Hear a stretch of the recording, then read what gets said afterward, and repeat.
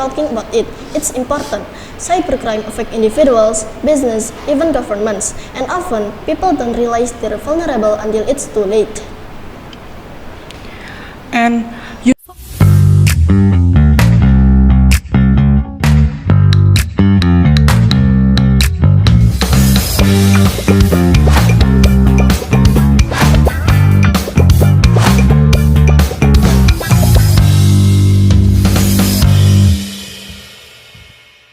Assalamualaikum warahmatullahi wabarakatuh.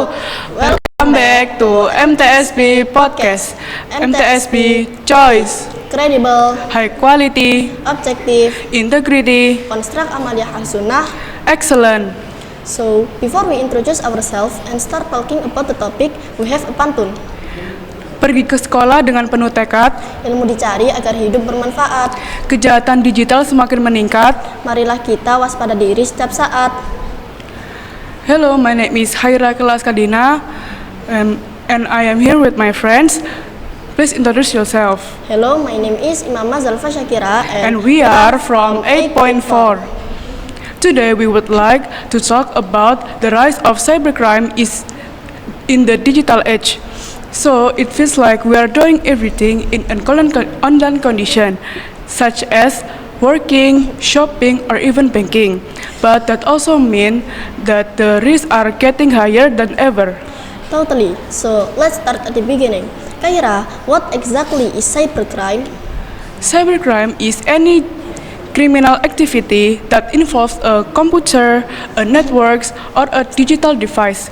It can be things such as hacking, online harassment, spreading viruses, or identity theft and phishing scams. And it's not just some hacker in a hoodie in a dark room. Sometimes it's organized groups or even people pretending to be companies or government officials. Exactly, and cybercrime is expected to cost the world over $10 trillion annually by 2025. That's wild, and that's why we're talking about it. It's important. Cybercrime affect individuals, business, even governments, and often people don't realize they're vulnerable until it's too late. And usually there is an example like someone clicking on a fake link thinking it was from their bank, but suddenly all of their personal data is already gone or disappear. So, how do we protect ourselves? Let's get into the how to avoid it part. For the first tip, don't use a common or weak password such as 1234578 because it's very common password. Better you use a unique password, and you can make help from the Google to remind your strong password. And enable two-factor authentication whenever you can. It adds an extra layer of security even if someone gets your password. Third, always be cautious with your emails. If something looks suspicious, don't click on it because that's how a phishing scam works. They trick you or manipulate you by giving or sending a fake link. Also, keep your software updated. Your phones, your laptops, your apps. Updates often fix security vulnerabilities. And last but not least, educate yourself. And then you can share with your family or your friends because the more people who are aware, the harder it is for cybercrime to succeed.